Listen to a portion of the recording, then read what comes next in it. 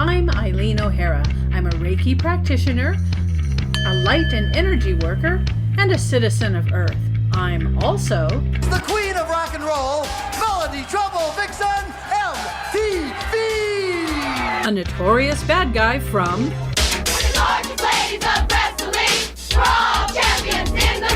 My life is anything but dull. I've had a lot of adventures, and like everyone else, I'm struggling to get through these strange times. So I'm challenging you to become your own best friend. Like any relationship, it takes work. So let's step into the ring and have some fun. This is Wrestling with Your Best Friend. Welcome to Wrestling with Your Best Friend. I'm your host, Eileen O'Hara. So, what is a best friend? To me, it's about unconditional kindness and support, loving someone and expecting nothing more than their friendship in return. Best friends listen, they hear you, they get you, and no matter what, a best friend is on your side. It's unlike any other relationship. So now we're in the middle of a pandemic. Not only do we have to try and figure out how to reinvent our lives, we're trying to stay alive, pay our bills, put food on the table. So many people are grieving the loss of their jobs, their homes, their loved ones. We may have experienced some of this before, but never on this scale. This is new. Becoming our own best friend is a skill that can help us get through these hard times. So, how does one become their own best friend? For me, it all starts with self-esteem. Self-esteem gives me the courage to stand up for myself, to set healthy boundaries and change destructive behaviors. Now, I want to be clear. I'm not talking about being self-centered or narcissistic or harming anyone in any way. What I'm talking about comes from truth, being honest with yourself about yourself. You know, I can make real progress when I look within myself and I open what I call packages.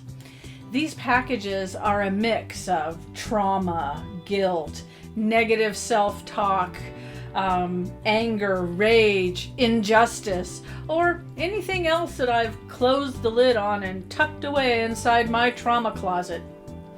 Honestly, looking at these packages helps me understand why something is causing me pain.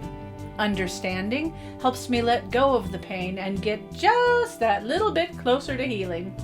It's a journey, not a destination, and it's something that I wrestle with every day.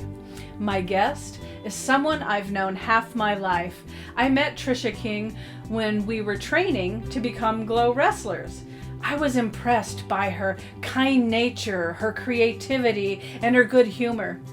We became friends. We were both cast as bad guys on the show, and we were paired as the tag team MTV and Jailbait. Today, she sets an example for us all with her courageous journey to find her truth and personal healing. I am thrilled to present my first guest, and I'm going to have to use glasses here.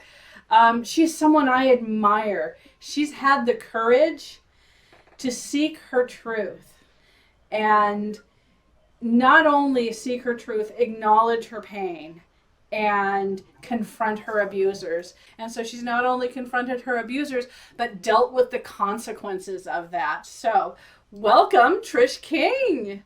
Thank you so much for being on the first episode of Wrestling with Your Best Friend. Thank you for inviting me. You're the perfect guest for this episode because you're not only one of my dearest best friends. We've been friends for over 30 years. You were my very first tag team partner, the very first person I stepped into the ring with and wrestled with my best friend. Well, those are good times.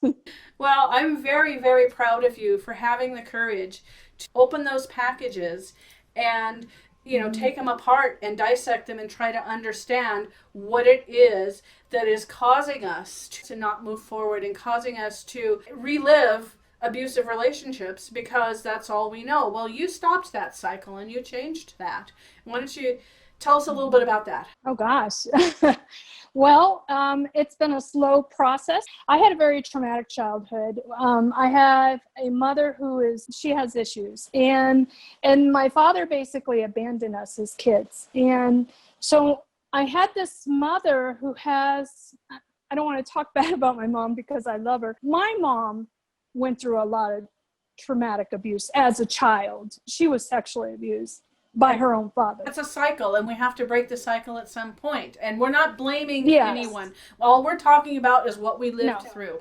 You know, if they knew better, they would have done better. I look at my mom and I can't be angry with her because she went through even more than what we went through. We went through some pretty bad stuff. My mom left home when she was 12 because she was sexually abused by her own father. And so basically, my mom, in some ways, she's my hero because she raised 5 kids on her own. But she really didn't do such a great job. Let me just say, again, I don't hate my mom. She went through so much. Anyway, so she put herself through nursing school, had 5 kids. I was second out of 5. I was the oldest daughter, so I was kind of like a mom. I would be the one to dress myself, to figure out my own ways to school. Nobody parented us. Nobody really tucked us in at night. We were self-sufficient from the time I can remember. Nobody did anything for us. It was a learning journey because I had to learn real quick to get my own food, how to dress myself. And then when you're a little girl and you don't know how to coordinate colors and patterns, of course you get teased. Teachers didn't like me because I never did homework. I didn't have anybody to parent me to tell me to do homework. And if I got stuck, nobody was there to answer questions. And my mom worked a lot. She was a nurse. She put herself through nursing school, so she wasn't around. So we were latchkey kids. It was very lonely. I mean, like I had a little brother that would tear off his diaper, go to the bathroom all over the place, and I was the designated poop picker-upper. That's a lot for a little girl to deal with. It was. My older brother and I, one time we witnessed a man try to kill my mom. It was somebody she dated. That's rough stuff to go through. Confronting and opening these packages are they're devastating. You went through all these packages and... My whole life was like that. My father, he would come and be the weekend fun guy that would pick us up and kind of rescue us for the weekend. We would have time to have fun. And he got married to this woman who was a complete narcissist. I had a mother who was like traumatized as a child. In some ways, she was brilliant. I mean, she was a nurse, right? But in other ways, she was very damaged and stuck at age whatever, maybe 6 or something. She had a very childlike side. Trauma is debilitating. I mean, I have clinical depression, okay? And I usually don't indulge it and don't succumb to it, but sometimes it's everything I can do to get up and get going. If someone has trauma and they have debilitating conditions that they're not even aware of, how can they do better? With my mom, I think it's even maybe a little bit more than just a depression or anxiety diagnosis. I really think she's multiple. I've seen her switch. Something will trigger her and her complete face will change and she becomes a different person. And then she'll have amnesia. That's from severe trauma. I don't hate my mom. I love her so much. I'm just explaining my experience. The consequence is you experienced deep trauma yourself. So I've been put through a lot. So then I had my dad, who was a fun guy, and he would kind of rescue us in the weekends. And this was in Michigan. And it was kind of like that my dad and stepmom would take us out and we'd go have fast food. And then they'd fill us with sugar and send us home. But my stepmother was always pumping me for information about my mother. And because I was a little girl, I just was stupid. I just answered the questions. I didn't know to lie or cover. I was just an honest little girl. And so she'd ask me questions about my mom and her dating life. And I noticed my stepmother was talking horrible about my mother in front of us, calling her all these horrible names.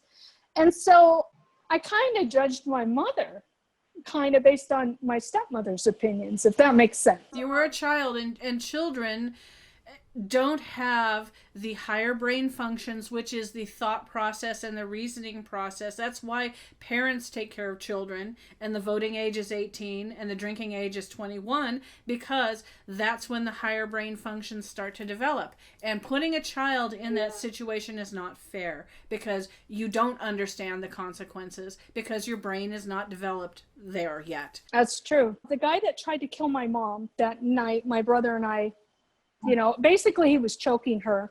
And my brother came to me. I was watching cartoons, and my brother came to me and he said, he's choking her. And I was like, I don't know what.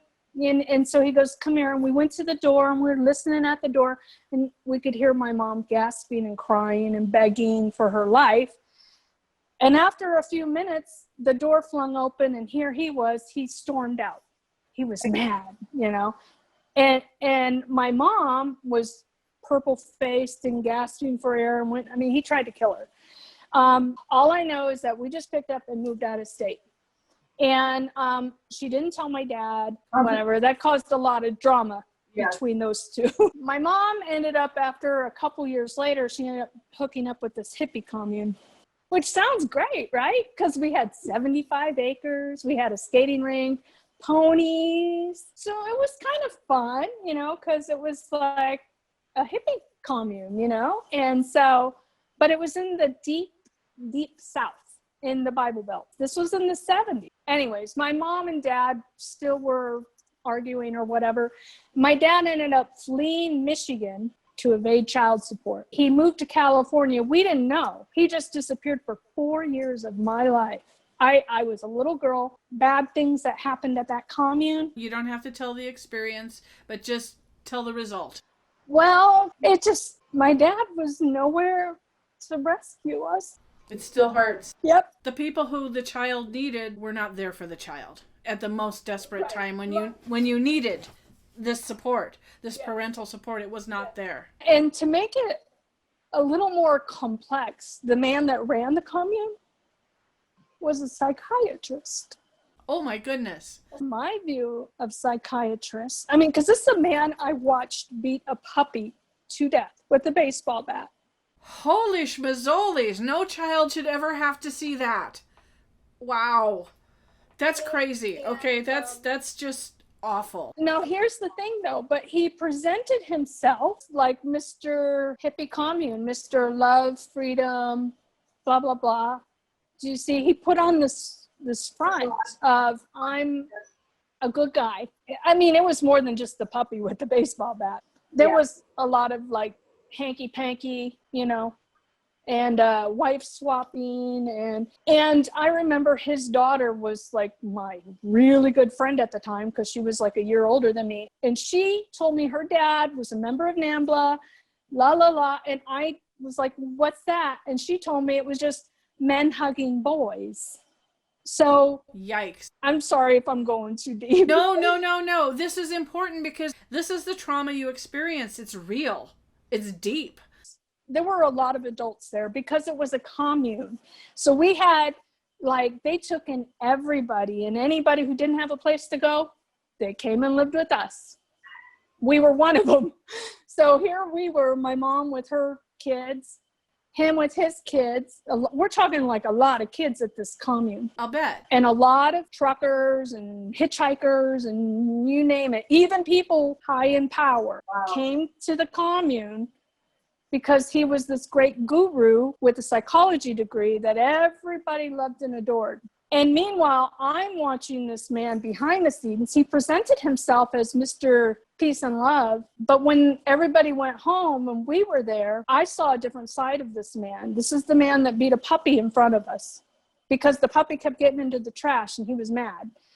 This is a man that would snap his fingers and his children would run to him. Yes, Daddy, make me a sandwich. Wow. He'd eat the sandwich, burp, and say, make me another one. Wow. Okay, this is Mr. Love Hippie guy. This is a man that would tickle my hand when we're holding hands to pray. I didn't know there was any kind of innuendo there. I was a kid. Somebody told me later on. No, you wouldn't know this. You were a child and it was wrong. I was a kid. This man also had a child with one of his foster children. It was a bad environment. And I even got molested a couple times while I was there. But I don't want to go into that. But this is the trauma you went through, and you needed a solid family parenting that was not there. Yeah, let's fast forward a few years. What made you want to look at all this and decided to find your truth and then speak your truth? Because my parents abandoned me, it set me up for every single relationship, romantically, almost all of them were abusive in some way or form. If not physically, emotionally, or mentally. And you've met a couple of them, so you know. And this is why I'm so proud of you for being here at this place right now. Do you know how much courage it took for you to do this? Well, it wasn't just my romantic relationship. It was also friends. So my whole point of all this is when you're a child who's experienced trauma and abuse, in a sense, you're tagged on a spiritual level. You become submissive or overly nice because you're trying to compensate because you're so desperate to be loved, that you're kind of tagged to where a narcissistic personality, whether it be a male or female, they can spot you out of a group of 30 people that can zero in, you're the one, and you become their bully target. So you're kind of become a lifelong bully magnet if you're not aware. I'm like the Energizer Bunny. I don't give up, okay? I get knocked down, I get back up. So maybe that's the glow girl in me. It's just you as a person. This is why I love you. Oh, thank you. You get knocked down. After a while, some people stop getting up, but I keep getting up. I just persevered. I kept getting up, and I try again and try again. But you stood up for yourself. What was it that made you decide to say, no, I'm going to tell these people the truth and I'm going to confront them? I think it was just a growing process. And it wasn't like one day I hit my head and I woke up. It was kind of like, I would say the last 5 years maybe now, I have been on a journey of truth. I try to take all the information in, run it through this brain, and then make a decision. I've been on this truth journey for, 5-6 years, and I just have been researching the heck out of all this. I've come to the conclusion that the narcissists, those are the people you want to avoid. The thing is, a narcissist will move forward at the expense of everyone else and not care about what they do to anyone else. They'll smile. They'll come up with a smile, though. Otherwise, they wouldn't get anywhere. Right. Yeah, they're charismatic. Very charismatic. They're super charming. And your best friend for a moment until they think they have what they want from you, or you're going to continue to service them. Stroke their ego romantically, financially, however that is. And know just what to say to keep you under their thumb. That's a malignant narcissist. And yes, I've known my fair share. What I want to get into right now is, okay, you had the courage, you confronted your abusers. Well, I finally confronted one of my lifelong abusers. All I wanted was just an apology because she always was one-upping me. Anytime I was around her, I always felt like I was ugliest, stupidest, no talent, no class. She just had a way of putting me down. And that's not how you treat people. When we tear someone else down, it doesn't build us up. We tear our soul apart. But she did it so good, so subtly. I didn't even notice it. I understand that if people were more of a whole person, and that's what we're trying to get to in this series, how we can become a whole person, create a better environment so that we can create a better world. Part of it is reviewing your life, understanding where our issues are, and then you may confront it literally, which you did. All you wanted was an apology, which you deserved. All I wanted was an apology. All this pain of 40 some odd years of her, not only are they one-uppers, but they're drama queens and kings. So like, if you go to the hospital, well, they went to the hospital more. If you had an injury, theirs was worse. If you have an idea, theirs is better. So anyway, she was being overly dramatic. Well, and I don't even remember what it was. And then I finally let it out and said, you know what? Everything's always worse with her. She can't ever, she's always got a one-up. I'm just trying to, be helpful. I finally said something. And of course, she denied it. And then I said, and what about the time you guys had, all these Band-Aids started ripping off, and I was like, and then you abandoned us at that horrible commune and all this other stuff. And it was like, oh, well, that's your mother's fault. Everything was always somebody else's fault. I couldn't get just I love you and I'm sorry. No, I just couldn't get it. And that's all I wanted. It got so bad that I got written out of the will. And the worst part you shared with me, you were told that you imagined. Oh yeah, that's called gaslighting. So what they do, narcissists, they'll not only deny it, but they will come at you from every angle. They'll say you belong in a cult, or you're listening to so-and-so, or you're making it up. It's in your head. They will not just say, oh, I'm sorry. You know what? By the way, Eileen, I want to tell you this. I confronted my real mother about some of my painful past. And you know what my mom did? She got really quiet and thought about it and said, I am so sorry. Yeah. And I was like, okay, that's all I wanted. And I was like, okay, cool. You know, I love you, Mom, and I know it's not your fault. And so I was able to just let it go. Part of it is moving through the pain and healing. When someone tells you, oh no, you made that up. Oh, what are you talking about? You're crazy. That didn't happen. You know, they're denying it. Gaslighting. Yes. And you know what you went through. To me, that is just as painful as the original hurt. Not only that, did they say, no, you made this up. Then they went to other members of your family. Yeah, they tried to turn the entire family against me, nephews, my own kids, anybody that would listen to them. They were like, she's crazy. And it's like, no, I'm not. My older brother knows the truth. But he's got my back. One of my stepbrothers attacked. He just wrote me an email and said, you're sick. I'm sick for saying how hurt I am about a lot of the trauma they put me through. Come on. This is the truth about what happened. I could have groveled and gotten back in the will. Well, I just want to say my stepmom put her 2 kids in the will. So my grandfather's money is going to my stepbrothers. What the message here is, if you tell the truth about what happens, you're going to pay for it. You're going to pay for it with your inheritance. You're going to pay for it because we're going to tell everyone else that you're lying.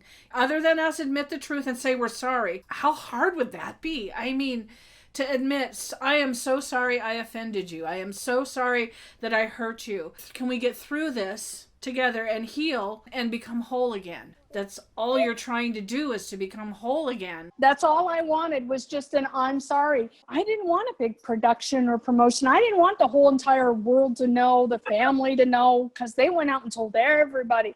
It was like they went on their little cross-country journey. They were in Nevada at the time. They went out to Canada and told everybody that I've just gone crazy and that I'm nuts and da-da-da-da, and I belong to some cult. I was in a cult as a child. Yeah. Against my will. Yeah. And they abandoned me there. That's the only cult I've ever been near. And that was not by my choice. That was because my parents basically abandoned me at a cult. And then something else happened too, which God, you're one of the most courageous people I've ever known for doing this. You started standing up to yourself against the social media bullies. They were saying things like, oh, you used to be so sweet. Now you're not so sweet anymore.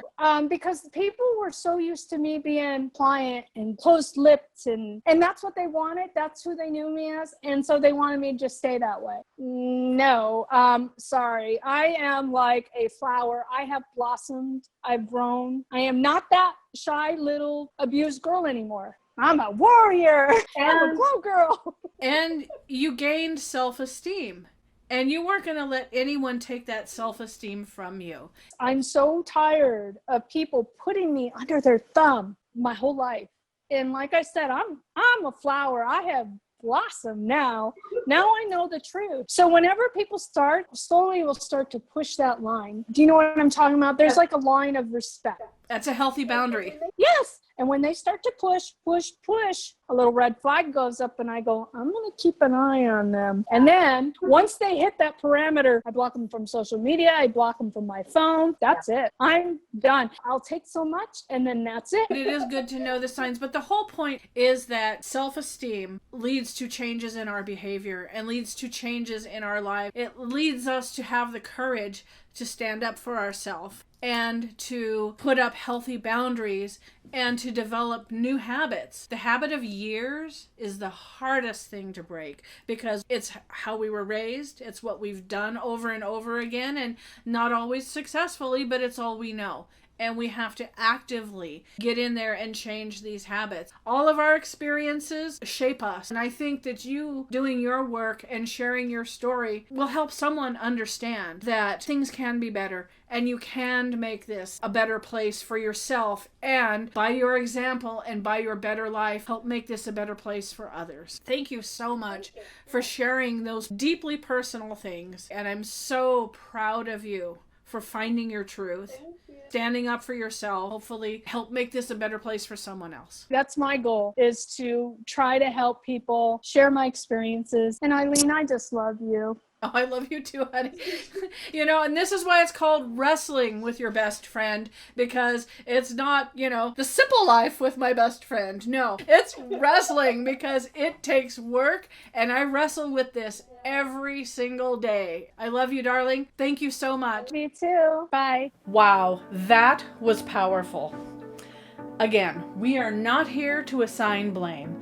I understand that an abuser doesn't wake up in the morning and say, gee, I wonder how many people I can hurt today. In most cases, they're just trying to get through life the best way they can with the information that they have. And if they could have done better, they would have. I want to demonstrate that owning your truth can transform your life. With courage, we can open those packages and honestly look at what holds us back. We can confront destructive behaviors, establish healthy boundaries, stand up for ourselves, and move forward in our truth. It's not easy, and you have to put in the work. If you need help, help is available at thehotline.org. Their phone number is 800-799-7233, and they also have a 24/7 chat. Self-esteem is a gift we give ourselves. Treasure it. I truly believe that with self-esteem, we can become our own best friend and live a kinder, more loving life for ourselves and those we care about. Together, we can create a world where we all get the kindness and respect we deserve. Wouldn't that be wonderful? That's our show for today. Thank you for the gift of your time. I want to remind everyone that the opinions expressed on this show belong entirely to the individuals expressing them. You can email your opinions, questions, and comments to melodytroublevixen@outlook.com or leave comments on my YouTube channel, Melody Trouble Vixen. Till next time, keep Wrestling with your best